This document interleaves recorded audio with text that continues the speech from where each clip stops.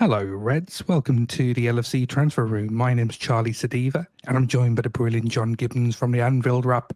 John, on a scale of 1 to 10, 1 being a 90s United kid who lived through the 30 years and with all them league titles, now living in 25, seeing the nosedive into obscurity, or 10 being total footballing euphoria. Where do you lie today? I think I'm a 9 today. I'm just not quite a 10 because I know I've got somewhere to go. So you've got to give yourself a little bit of room, haven't you, Charlie? So I'm a 9 today. I think I'll be a 10 tomorrow, and I might be 11 by kick-off tomorrow because we're all just like kids on Christmas Eve, aren't we, mate? Just it's brilliant. Enjoy this fantastic weekend. Yeah, absolutely. There's so much to talk about, so much to kind of cover off, and I really appreciate you coming over to our side and talking to us this time, and it's really appreciated because I'm a big fan of the Anfield Rap. I do subscribe. We've had Neil on the channel before previously, and he's spoken to Lou. So getting you guys to come over and talk to us, kind of just, it's one big family, aren't we? So, and especially this weekend, this season, it really kind of dictates how we are as that LFC family and where we can come together. And I think what we'll see over the next few weeks is that loving. I think that's kind of the best thing. Do you know what, mate? It's funny you say that because I think one of the nice things about Liverpool and the content creator scene, if you want to do it like that, like we do, like mostly all get on, don't we? And I noticed with other clubs, there's like little bits of sniping and stuff like that. And I think like, by and large, we've managed to sort of rise above that. And I think that's a good thing because, like you say, we do all support the same team. We do all come together, at Anfield, either, I mean, I'm lucky I get to go every other week. For some people, I know it's not as frequently as that. But I think, like, we do all sorts of come together and support the same team. So I think it's good that we do all, jump on each other's stuff and help each other out because... Yeah, because why wouldn't you? At the end of the day, do you know what I mean? Like, it's good fun, isn't it? Support each other, and because I think, then it's nice when we do bump into each other in real life and at the match and in pubs and stuff like that. So yeah, happy to come on and listen. Talking about Liverpool at the moment, it's obviously all we're ever thinking about anyway, isn't it? Yeah, and it's great to be in the city on weekends like this because. We're lucky where our office is. We're right in the pier head. For those who don't know, we're right in the city centre. We're 2 blocks over from the Liverpool, so we're right in the heart of the city. And you go into town and you go and get a sandwich or whatever, and everyone's just talking about the match. And it might be you going, or it might be kind of like, oh, what's your plan after? What's your plan before? Or what's it going to look like Sunday night? And it is like obviously Liverpool's a football Man City anyway, but. When Liverpool are going for the title or Liverpool are going for the trophy or they're in a European final, it just goes to another level. And yeah, it's so exciting to be here at the moment. So basically, Charlie, I'm just constantly thinking about football anyway. Making the kids tea, thinking about footy, like going to bed, thinking about Sunday, what it's going to feel like. So I might as well just stick a microphone in front of me and talk. Yeah, exactly. I think we come from a particular vintage of football fan. Our age, I think we're very, very similar in terms of ages, but growing up in the 90s, and I know we mentioned it previously at the start of the show, growing up in the 90s, seeing United kind of take league titles, the number of league titles. Then we saw Arsenal, they came in and won a couple here and there. Chelsea, City. This feels a little bit like 5 years in the making. The reason why I say that, the last time that we did win the league, because it was all kind of behind closed doors, we couldn't get there to celebrate the way that we wanted to. Is that the feeling? That's how I feel anyway. But is the feeling there with you guys there in the studios, with the fans that you're speaking to, and in the ground, that this is something that's just been building up? 100%. And like a funny story, Charlie, my very first game was the last time Liverpool won the league at Anfield. Wow. So, which is crazy. So, I mean, it just shows how things have changed. The fact that my dad was just able to go and get 2 tickets for the game where Liverpool clinched the title. I mean, now it's obviously, credit systems and people sort of, online trying to get spares and things like that. Back then, because Liverpool was a bit different economically, it wasn't quite the global club that it is now. People weren't coming. Obviously I have a big fan base, but people weren't coming to the city to go to the games and stuff like that. So the actual active supporter base of people coming was lower, and we were so used to winning. That was the end of the 80s, which Liverpool were dominant, and so it wasn't guaranteed that day. I think Liverpool needed to win, and Aston Villa, who are our closest challengers, needed to drop points, and both those things happened. And so we beat QPR 2-1. People will know the game. Obviously, you'll have a lot of keen students of Liverpool history who know the club inside out. But I think so we beat QPR 2-1, and they clinched the title that day, and that was matching my first game. And you think it's going to be like that every time you go. I was only 8, so you think, oh, this is brilliant. And if you'd have said to that 8-year-old boy, it's going to be another, it's 35 years till you're going to be in a ground celebrating the title. It's unfathomable, isn't it? But that's the reality of the situation, because like you say, last time, we weren't in grounds to celebrate it. I still think that title was fantastic, and I think there was lots of nice parts about winning the league. They won't take the memories of us of all those games we won in that season, and the night they won it, the Chelsea City game was still really special. But then not being able to be in the ground for the trophy lift and just to sort of welcome the heroes back after that was tough. So this will feel like celebrating for 2, won't it? They talk about pregnant women eating for 2. We're going to be celebrating for 2 on Sunday, and it is going to be magical. And the fact that it's felt how it has with a home game does feel right. I'm not one of those who was hoping it wasn't last week or even midweek. I think it falls where it falls, and you can't control it, and so you might as well just enjoy however it comes, really. No such thing as a bad league title win, and no. So however it's going to I was going to say there's not a bad one. Yeah. Just it's like the worst pizza you've ever had, isn't it? It's still great, but I think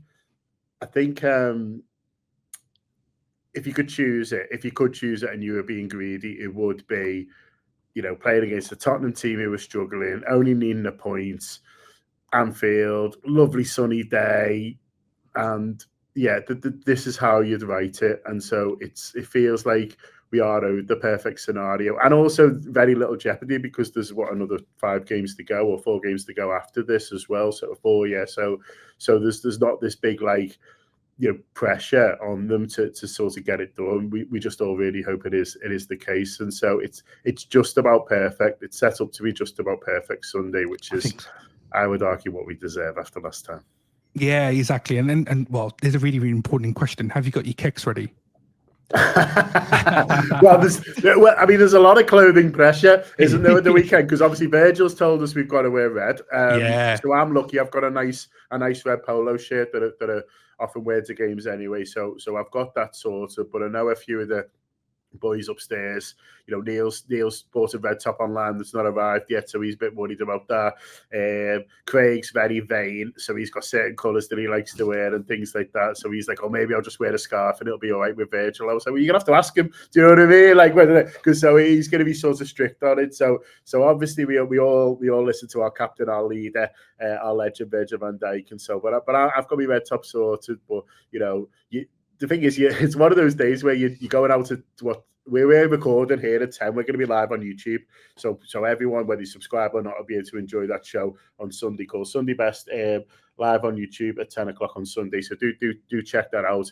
But I'm probably sort of not going home after that, and so it's one of those where you're dressing at 9 o'clock in the morning for what you're going to look like at midnight, and you're thinking, well, do I have a jacket? Do I take one? The Kex position, when are they coming off? That sort of thing. So it is a funny one, but all lovely problems to have. Military operation. That's what it needs to be. You need to have an inventory of everything that you need to take. Yeah. Strategic placement of garments across the city might be the best way around it. Yeah, I'm making sure you eat something as well, because if you don't, you'll regret it. Yeah, absolutely. So let's go back to the start of the season, or just before, and I thought it'd be really, really interesting to get your views about the feeling with yourself and a new manager, and the kind of, I don't want to say PTSD, but the familiarity that we saw at the start of the 90s and the Premier League era, and what we saw with the ending of that era itself, and were there similarities that you possibly could have seen, in the sense of not go from Shankly to Paisley, but in more a sense of what happened with the Souness era and the Roy Evans. Was there a fear of that kind of reoccurring? Yeah, I think that's fair, Charlie. I think it is fair to say that we've seen more examples in history where it's gone wrong than it's gone right. And so one of the most famous ones of it going right is Shankly to Paisley. Like you said, no one ever thought, how can anyone follow Shankly? And actually, Paisley comes in and is more successful, albeit standing on the shoulders of a giant, which I'm sure is what he would have said. But there's more examples of it, going wrong and following a big personality, like you say, getting a Graham Souness in who tried to do too much too quickly. Our friends at Manchester United, you've referenced the post-Ferguson era and the fact that they've seemingly tried every type of manager and it's just not worked. And so I was concerned. I didn't think it was gonna fall apart spectacularly. I remember in the summer speaking to a couple of Villa fans and they're like, "Oh, you're going to finish mid-table and stuff like that." And I was like, "Listen, the squad's too strong." Was always my position. When you've got Virgil van Dijk, when you've got Mo Salah, when you've got Alisson Becker and plenty others, you're not going to fall off a cliff. I don't think, because of their quality and levels of professionalism. But I did wonder and I did worry. Well, how does it look better? Do you know what I mean? Especially when they didn't add any players in the summer. And listen, this is a transfer team show, and I think all of us were thinking, well, he's only had a Chiesa, but we've only had a Chiesa, and how can a manager come in and get more out of the same players than Jurgen Klopp did? But he has, and he has managed it, and I think that's largely through keeping them fit, and I think that's been a big thing. Is that we've had. I was going to say more luck with injuries, but I don't think it necessarily is luck. I think it's all to do with condition and how they manage them. Obviously, the tempo of the footballs dropped slightly, and so I think that's sort of a factor as well. I mean, Klopp football was brilliant, but it asked a lot of the footballers and asked a lot of the players, and so you're always more likely to get sort of certain injuries, I think, in games. And so I didn't expect to be here. Neil was a bit more bullish than me. He was like, "No, we can challenge for a title." I don't think he was expecting to be this far ahead, but then obviously so much of that is to do with Manchester City dropping off. But I don't think Neil would have been too surprised at Liverpool's points total at now. I would have been. I thought it was going to be a year of similar-ish to last season. Probably finish third, qualify for the Champions League, and then hopefully the manager looks the business and they back him properly in the summer, and then we go from there. What we have seen has been remarkable, and Arne Slot deserves so much credit for how he's evolved the team. He's not done the Graham Souness, rip it up and start again. He's not done the ego move of, I'm going to change everything, and everything was bad. He's come in and actually been more. He's praised Jurgen a lot. He's been very respectful of Jurgen and the work that he's done, and just said, I feel like we can just alter a few things slightly to get more out of what we've got. And he's been proven correct, and he's backed himself, which I think is key as well, because it would have been the easiest thing to do. There were so many excuses there, and people were making them for him, Charlie, that he could have just fell into that and gone, "Oh yeah, it's a transition season, it's a building season." But he said, "No, we're here to win, and I'm here to win, and the expectations to win." And then he has won, but that only comes from, I think, setting those targets and setting those expectations. It's very rare you get a manager come in and say, "We're going to finish fourth," and or "We're aiming for this," and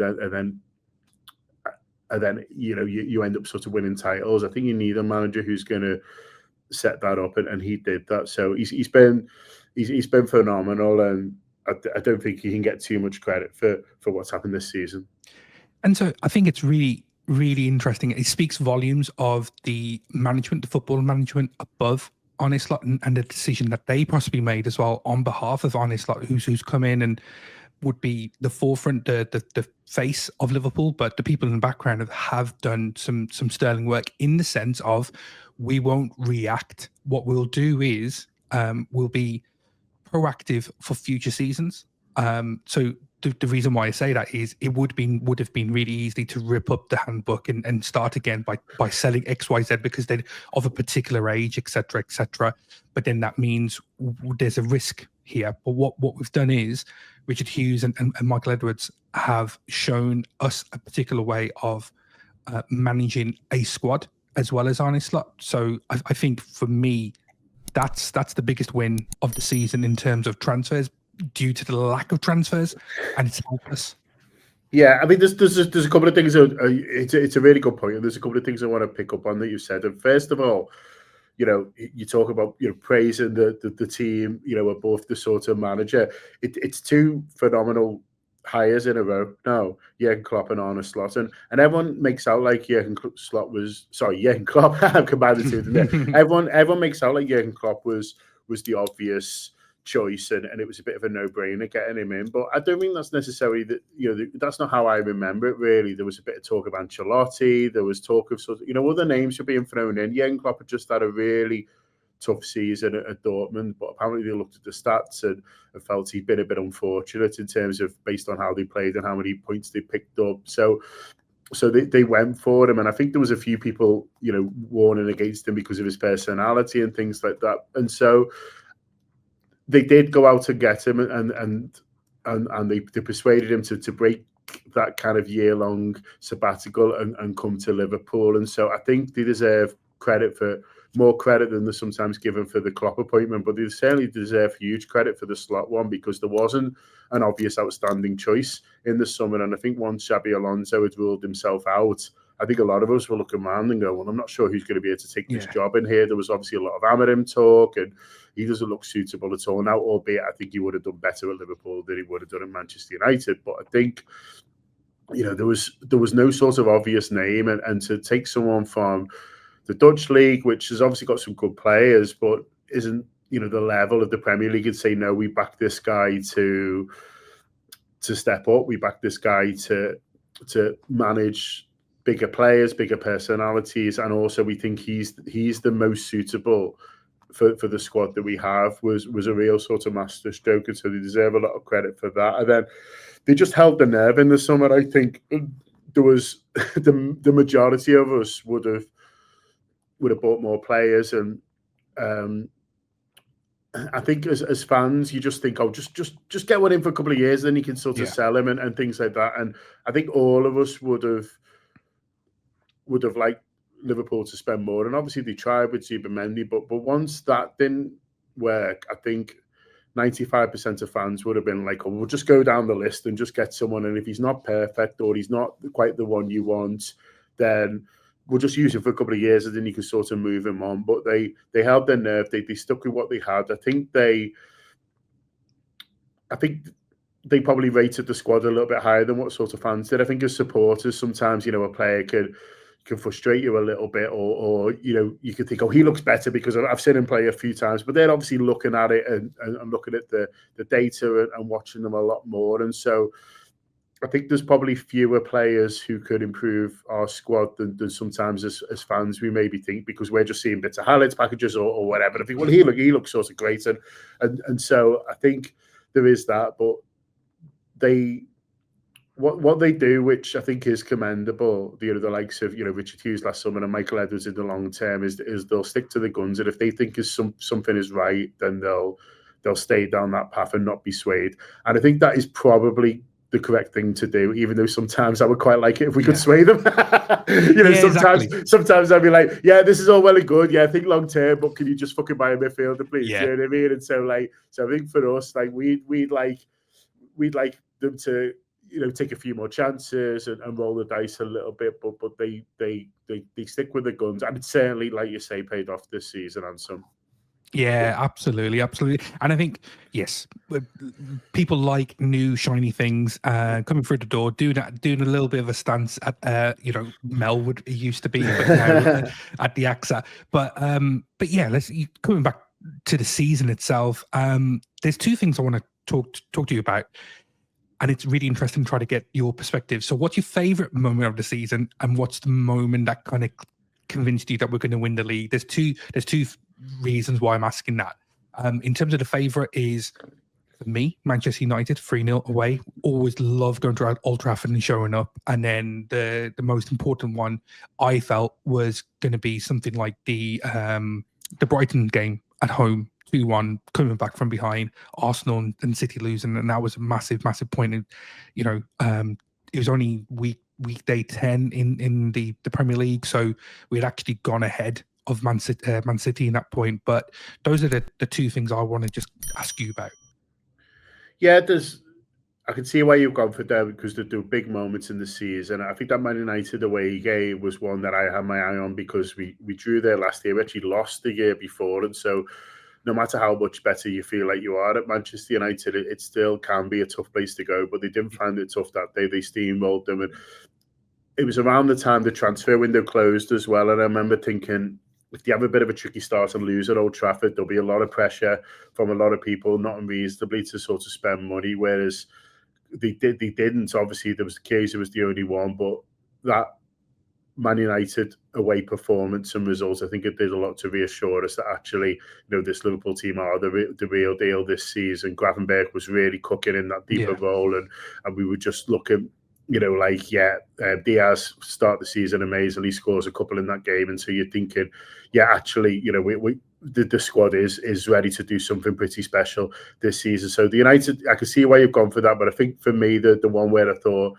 this is really on was probably City at home. Now, obviously, Manchester City don't end up having a season anywhere near like what we thought they would. But at that time, I think it was still fairly in the balance. And it was a big week, wasn't it? We beat Real Madrid at home and then we beat Manchester City at home. And I think that week just really convinced me that really big things were possible, because I think when you're winning your big games and you're winning them to 0, 2-0 wins against proper sides, teams who've over the last few years have generally won more than Liverpool have. Real in Europe and City have dominated the Premier League. To beat them both in a week just felt huge to me. But particularly the league game, I really thought after that Man City game, I thought we're favourites for this title. And then when I thought it was not quite done, but it was definitely sort of going to happen, I think it was those runs, that run of away games, which was after Christmas,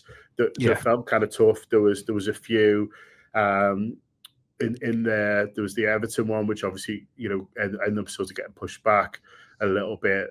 There was Bournemouth and a few of those, but that win at Brentford, the 2-0, and Darwin Núñez off the bench, and I think when you have moments like that, you start to think, not quite your name's on the trophy, but you think, this is going to be one of those moments where you think, I knew then. And so I'm going to go for Brentford as my moment where I thought, here we go. Yeah, and I agree. That was my second in the list. And interestingly, just looking at it, Arsenal had lost that day, or drew. They drew to Aston Villa, didn't they? 2-2. Yeah, so that's right. Yeah, that was later. I think that was after us. I think we were 3:00 then. I think Arsenal Villa was the 5:30, because I remember watching exactly. And they dropped points. Yeah, and they took a 2-0 lead in that game and dropped dropped 2 points. Yeah. So I mean that's interesting in the sense of it's been moments as well as just consistency. We've been really, really consistent in terms of the whole season and how we performed from a defensive point of view. Canate has been really, really good. I think that Real Madrid game, I always come back to it. The last 5 seconds of that game is when a certain Grok fell on top of Canate and got him out for a number of weeks. And what we saw after that was Joe Gomez come back in. And I really want to talk about Joe Gomez because I think he's been at the club nearly 10 years, or will be 10 years this season. And he's been a real good asset. And people kind of underestimate Joe and his ability to be a top-class footballer. We've seen over a number of years, the issue has always been his injuries, and he's been really, really unlucky. But he's come in, and it just shows the versatility of the squad and what Arne has got out of literally everyone. I know there's been certain fans, and there's a section of the fan base that would like us to use Harvey Elliott a little bit more and Chiesa a little bit more, etc., etc. But it's a team game. Do you think Arne has got the best out of the squad as a whole, or is there some kind of improvements that he needs to make in the summer?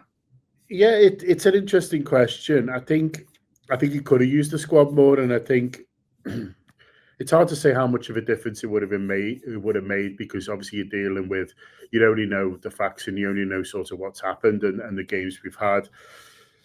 The League Cup final comes at the end of a of a long run of games. It's November. There's the international break, isn't there? Then there's not another one until the March one, and it was just after the League Cup final. And you do think if you'd have maybe rotated a little bit more in some of those games, could he have? Would we have had more energy sort of going into that one? Would we have had more energy in the PSG game? I think if they go through against PSG, I think we see a different performance in the Carabao Cup final. I think they've got more energy, and I think they sort of go for it a little bit more. I think when you've lost a hard game, I think your body always feels a little bit more tired than when you've won it, even if you put the same amount of energy in. And so I wonder whether, if they'd have just had a bit more in extra time in PSG and sort of and got through, maybe we sat here with the trophy already and still in the Champions League. Who knows? Like I say, you're dealing with, counterfactual history at the end of the day. But I wonder whether you might look at a few different games, sort of maybe a couple of the Champions League ones where we were already through, because we ended up finishing top, and it didn't do us any good, did it? So we might think, exactly. I was just going to say that one more goal against PSV would have seen us get a different opposition. What he might think, maybe he might think the opposite. Then he might think, well, I should have gone stronger against PSV, but that's sort of the situation. But I mean, listen, the aim was always the league title, and he's going to deliver that, and so you can't sort of complain too much. But it will be interesting next season to see if he does get a few more players in, whether he does rotate a little bit more. And so how much is the lack of rotation this season being because he's not quite sure about some of his squad players, and how much of it has been that's just his preference and how he prefers to work. We'll know more next season when there's maybe different players. But Elliott is in particular, I really like him. I like him as a footballer. I love that he loves Liverpool as much as me and you do. I think that's sort of great, and I think he's really talented and still so young. You forget, because he's been around for so long, that he is such a young guy, and so I think he's got a lot to deliver. It'd be a shame to see him move on in the summer. I know there's been a little bit of talk, but I'd love him to play for Liverpool for years to come, because I think he could potentially play his whole career here and rack up a serious number of appearances, because he's got the quality to do so. So it's been a little bit of a mystery why he's not used him more. I think obviously Gomez is a different scenario because of the injuries and because... Yeah. I mean, right at the start of the season, he doesn't even make the squad, and it looks like he might go, and then he doesn't. Like you say, he suddenly gets thrown in, in that Man City game out of nowhere, and puts in a phenomenal performance. Like, especially centre half, I always feel like is an area of the pitch where you want that rhythm. I think to sort of jump into that position must be quite difficult. And he was rolling back the years to that title winning season when he played so much alongside Virgil. He was absolutely brilliant.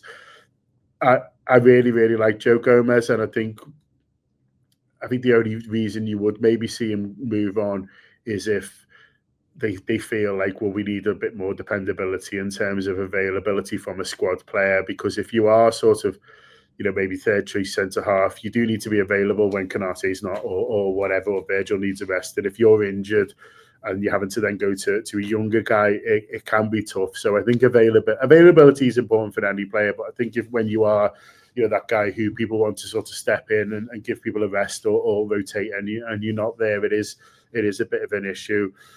I don't think, anyone could quibble with his attitude, with his quality. He's won it all for Liverpool, and so we know he's good enough to deliver. It is, I think, they will just look at it and think, do we want someone who we know is going to be available for us when we need them, and that is the only thing. And also for him as well, Charlie, he might just decide, well, listen, I've played 10 years for Liverpool now.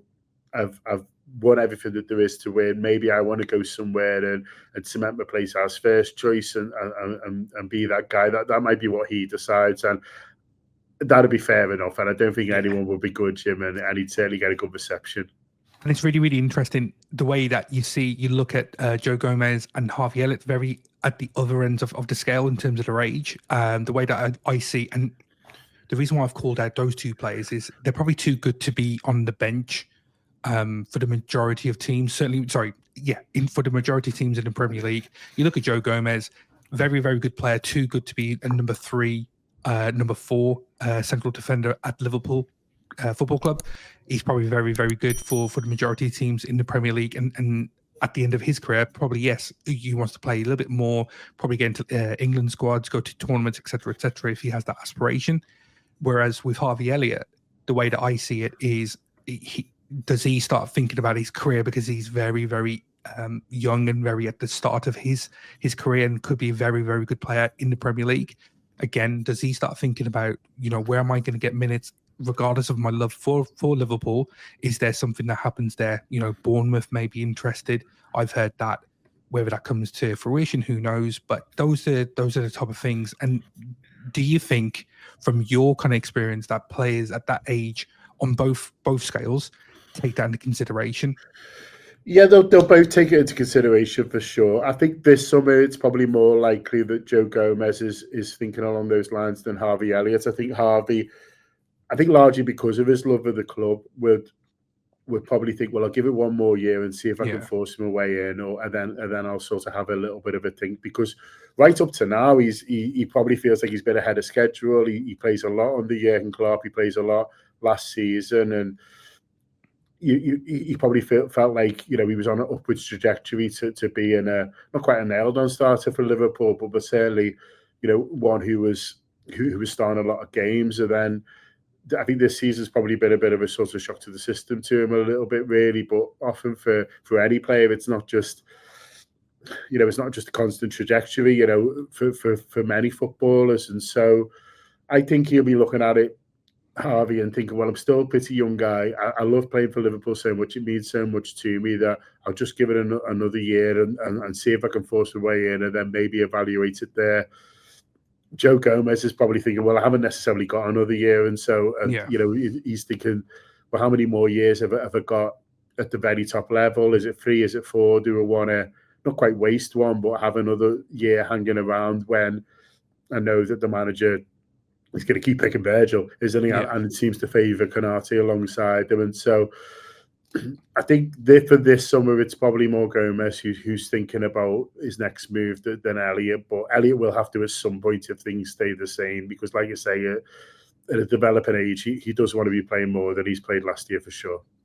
Yeah, and I guess the summer is going to be massive. 2 bits of business that have occurred. The Virgin Mo contract extensions have been massive in terms of how it offers Liverpool a bit more time and flexibility, stability in those areas, to then look at future options. Maybe we'll start seeing that future-proofing in the summer. Central defence is maybe one of those areas, because we've just spoken about Joe Gomez. And then Mo Salah's always been a bit of a conundrum because he's always available. He's so good. So if you're a right-sided midfielder coming in, you're thinking where you're going to get your minutes. But now there's a bit of it's that limit. There's a time limit now with Mo at the club. And your thoughts on the next stage for Liverpool and what type of play that we try to get in, because we're never going to replace the numbers that Mo gives us, but through the aggregate across the front line and midfield in a number 10, is that the way that we start thinking about it? Yeah, possibly. Yeah, he is impossible to replace, and I don't even think that they'll try and get the next Mo Salah. But like you say, they might be able to think of it from a more point of view of, okay, the front 3 or the front 4, how do we get as many goals? It was interesting. There's an interview over the last couple of days from Dominic Szoboszlai, and he's been asked about his form and what he's asked to do for Liverpool. And he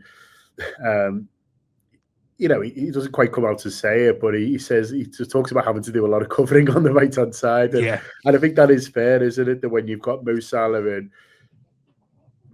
at this age, he can't necessarily be getting all the goals he can and constantly, at the fullback, all he can, and then necessarily be tracking back as much as he has been in the past, really. And so I think if you are someone I think Dominic Szoboszlai, he probably should be scoring more and he probably should be getting more assists, but I think there's a general acceptance that he is sacrificing himself quite a lot for the team, and so the forward line is built around Mo, and listen, Mo's delivering, and so let's keep doing that while he's here. But in the future, if the forward line was built in a slightly different way, if it was built around a powerful number 9 or something like that, could you get to the same level of goals? Listen, this club's had many legends, and they've moved on, and we've been fortunate that we've largely kept winning things. The banning periods haven't been too long, and so there is life without Mo Salah, of course, just like there was life after King Kenny and people like that. But they've got time to plan it now. And as you say, Charlie, you've not just given us 2 more years of Mo Salah, which is brilliant because we love watching him. It's 2 years to go, right? Okay, well, what are we going to do? And that's the same at centre half. I think defensively, it is a little bit easier to get a young guy in. And what I really like about the guy at Bournemouth is I watched him last week, and he played both sides. He played the first half right side and centre half, and then switched to left hand side for the second half when there was an injury. And I thought, okay, well, that's good, because sometimes centre halves, they've got that only one side that they can play, and that's obviously going to limit his games. Where if he can play both, can you sell it to him to sort of come in and be a bit of an understudy for a year or so, and then find a way? But with Canate being someone who picks up injuries, I think he would get games for sure, and so I like that. So I think for a defender, you could probably sign one now who is young and think you're going to be the next Virgil van Dijk, and you've got 2 years to grow into that. Like you say, with the right forward, it is so hard because Mo, he wants to start every game, and he doesn't really like coming off either. No. So you've got that situation, but that's when it becomes, maybe a little bit more like, okay, it's not necessarily someone you can get in now and learn from him, but you start thinking about, who's the guy or guys, because it probably is more than one in a couple of years who form the next great forward line for Liverpool. Yeah, and there's always that. We've been really lucky in the sense of Mo's availability. There's going to be a question mark, obviously, because we've got AFCON next season and what that brings in. That could be up to 10 games and how that would impact us. So we need to start thinking about that. We may already have an answer in Chiesa if he does stay, and I'd hope that he does stay, because I think just a pure love that he shows in interviews and little clips here and there just kind of shows a really, really nice fella. So hopefully he gets a bit of a nod. But the other the trio, the third person in this conversation is Trent. What's your thoughts about the celebration and the recent interview that he gave?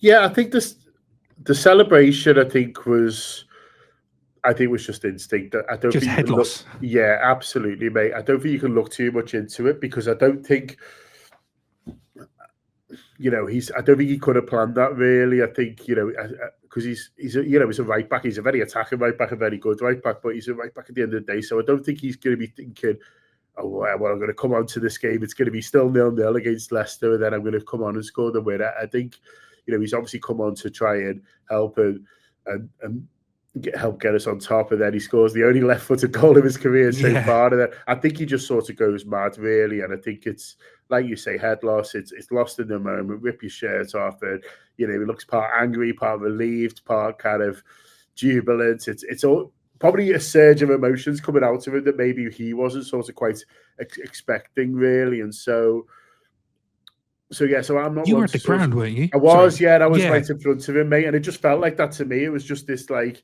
I don't know if anyone's ever seen themselves celebrate. I've seen a couple of videos of me celebrating. You're like, do I do that? What am I doing with my arms? You know what I mean? Like, it's like looking at someone else, isn't it? And he's probably looking at that back now, going like, oh, bloody hell, like with the rubbish knee slide that he did and stuff like that. And so I think it felt like that to me in the ground. But then the interview was. You're just looking for a little bit more from him, aren't you? And you're looking for a little bit more. He's in theory he's trying to sort of bat it off, but in the process of doing that, it just sort of sounds like he's like, yeah, I know I'm going, but I don't want to tell you now. And so it's kind of like, I did read a little bit more into the interview, the celebration, because you're just looking for a little bit of something to hold your hat on, and there was just nothing. That's all it was there.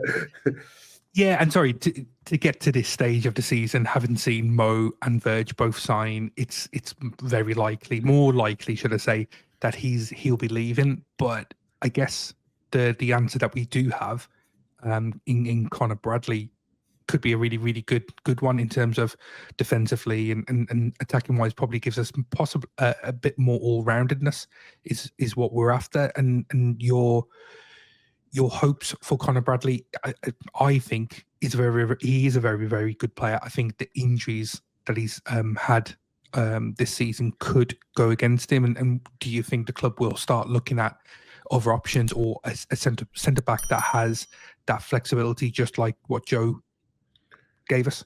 Yeah, I think they want a right back. I think they want someone who's dedicated to that position.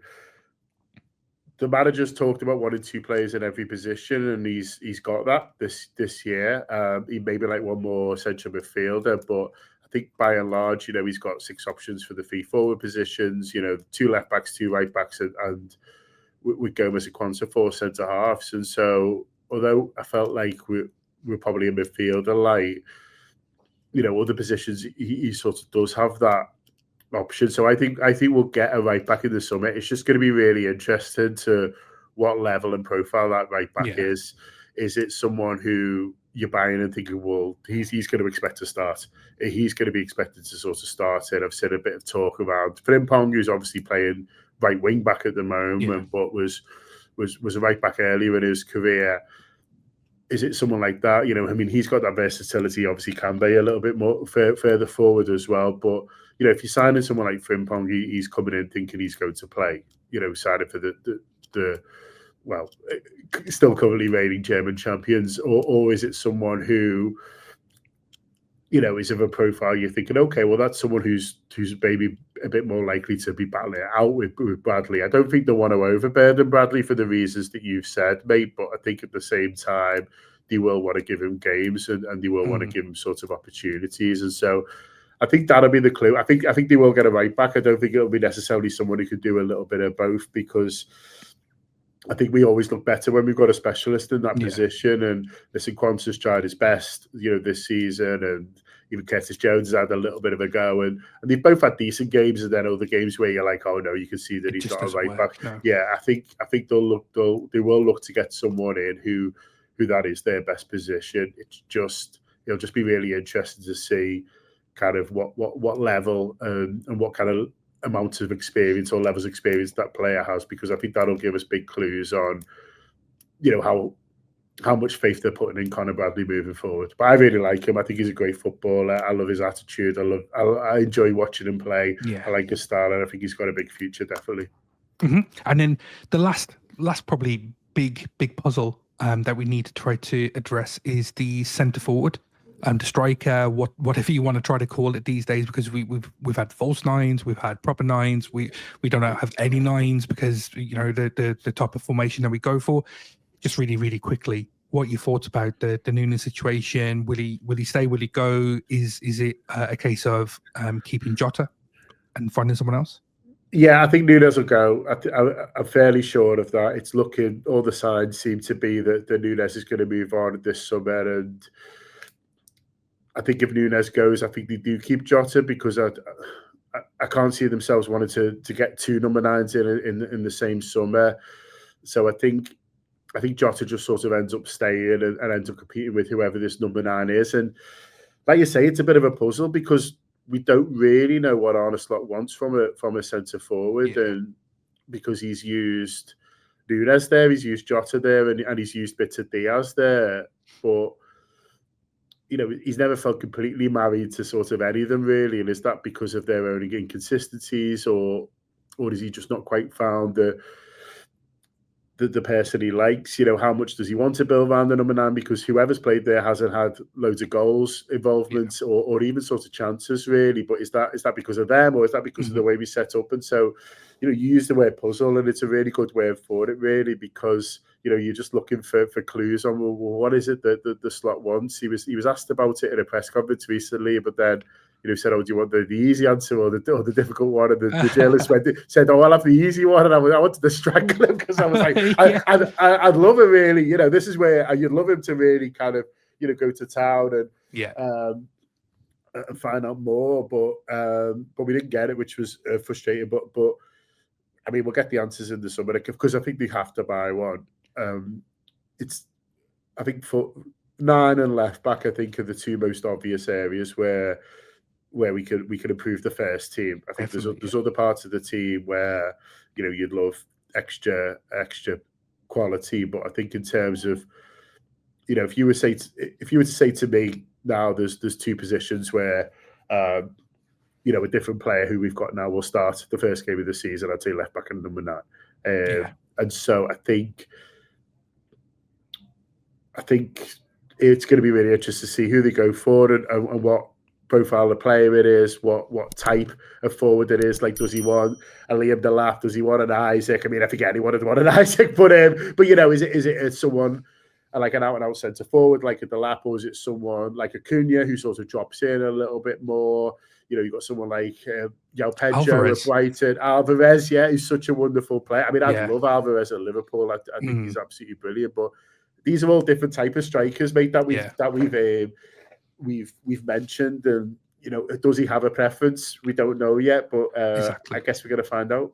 Yeah, and I guess kind of the final question in these terms of questions, what are your hopes for next season? If we do all the business that we can do, I expect Arsenal to be better. I expect Man City to find a way forward. What happens with the court case? Who knows? What's going on in that respect. But Pep is going to be still around, so he's going to have that fire back in his belly.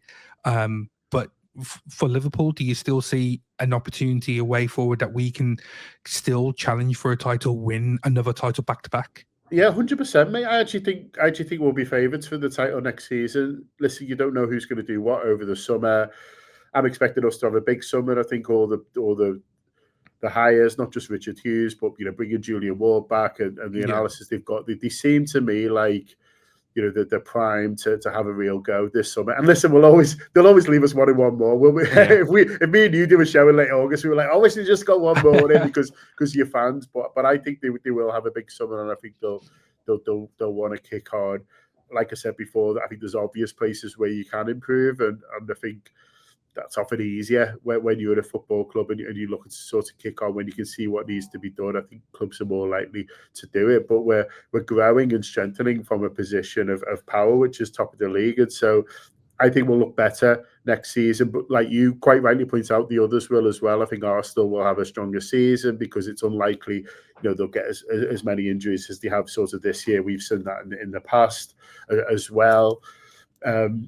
City will get better, but I think it'll take a little longer than what maybe they'd like to be back at the levels that they were before. I think it's going to be a bit of a rebuild for Manchester City. I don't think squad-wise they're as good as us at the moment, and I don't think they can rectify all of that in one summer. I think it's going to take a couple more of the older ones leaving and some more of these fantastic young players developing on a couple more years. And so I don't think City will win it next year. They might surprise me, but I think it's Liverpool's title again to win next year, and I think that's what they'll try and do.